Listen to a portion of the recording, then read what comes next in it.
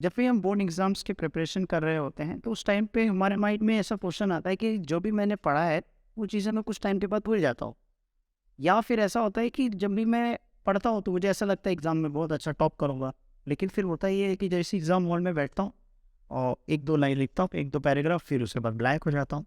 तो सर ये प्रॉब्लम्स को हम कैसे डील करें?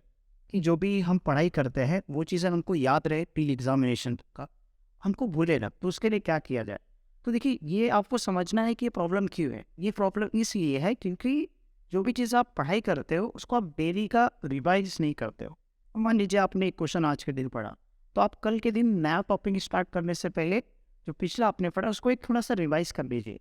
तो इससे ये होगा कि आपके माइंड में आप 1 हफ्ते तक, 15 दिन तक आपने उसको रिवाइज़ करते गए, जो पढ़ते गए। तो उससे क्या होगा कि 75% आपको जो भी आपने पढ़ा है, वो आपके माइंड में रहेगा। क्यों? क्योंकि आपने 15 दिन उसको रिवाइज़ किया है। तो जब आप कोई भी काम करते हो ना, रिपिटेटिव करते हो ना, तो उसमें आपको वो चीज़ें आपको ज़्यादा टाइम तक याद रहती है।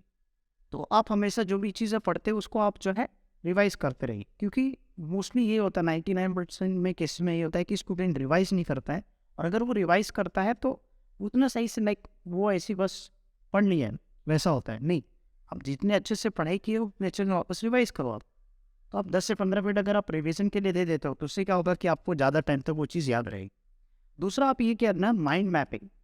काफ़ी सारे स्टूडेंट जो है ये चीज़ नहीं करते हैं, और अगर आप देखोगे, जितने लोग भी पढ़ाई करते हैं, अगर आपको अच्छे से अच्छा मार्क्स स्कोर करना है, तो अच्छे मार्क्स स्कोर करने के लिए और अच्छे से वो एग्ज़ाम हॉल में याद रहे, देखो माइंड मैपिंग क्यों इम्पोर्टेंट है। अब माइंड मैपिंग जब आप बना लेते हो, तो इससे क्या होता है, पिक्चर आपने ड्रॉ कर ली है, तो हमारा जो माइंड होता है, वो इमेज फॉर्म को जल्दी एक्सेप्ट करता है।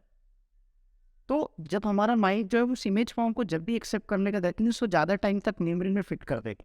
जैसे मान लीजिए आप जो है कहीं ट्रैवल कर रहे हैं, या टीवी देख रहे हैं, या मोबाइल में कुछ सीरीज़ देख रहे हैं, कोई स्टोरी सुन रहे हैं, तो आपको ज़्यादा टाइम तक याद रहती है, ज़्यादा को लाइफ टाइम तक याद रहती है। क्यों?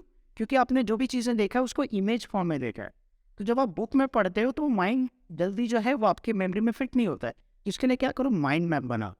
अब माइंड मैप कैसे बनाना है, तो मेरे वेबसाइट पे जाइए, वहाँ पे इंग्लिश के मैंने बहुत सारे माइंड मैप बना के जो है सिंपल दिए हैं, वो आप बना लीजिए, पॉइंट्स के माइंड मैप बना लीजिए।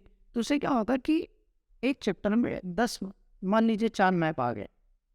अब वो 4 माइंड मैपिंग आ गया, जब भी आप रिवाइज करोगे तो मैप देख लोगे, तो एटलीस्ट 50% आपका तो मैप से ही देख के याद हो जाएगा कि उस चैप्टर के अंदर है क्या। और थोड़ा सा रिवाइज करोगे तो आपका 75 टू 100% हो जाएगा। जब भी आप स्टडी करते हो, उस टाइम पे आप ऐसा सोच के करो कि ये जो भी चीज़ें मैं पढ़ रहा हूँ, इन चीज़ों का जो है फ्यूचर में बहुत ज़्यादा इंपॉर्टेंस है। ठीक है? क्यों? क्योंकि आप पढ़ रहे हो, आपको ऐसा लगता है कि बस एग्जाम देना, पास होना, अच्छे मार्क्स लाना। नहीं, आप ऐसा सोचो कि जो भी चीज़ें पढ़ रहे हो, उस पर कहीं ना कहीं पे वो इन्फॉर्मेशन कभी ना कभी रिक्वायरमेंट होगा उस चीज़ों का। आप इस प्रैक्टिकल रियलिटी में जो उसको कंपेयर करके एक कीवर्ड दे के जो है उसको आप पढ़ाई करो, तो इससे क्या होगा, आपको कीवर्ड याद रहेगा, उसके इंपॉर्टेंस याद रहेंगे कि हाँ ये पॉइंट का क्या है, क्या रिलेवेंट है इसका, कभी यूज, मतलब इंपॉर्टेंस बेसिकली दे दो। तो जब आप इंपॉर्टेंस दोगे, तो आपको ज़्यादा टाइम तक याद रहेगा। जितना इंपॉर्टेंस आप सोशल मीडिया को देते हो, उतना ही इंपॉर्टेंस आपको स्टडी को देना है।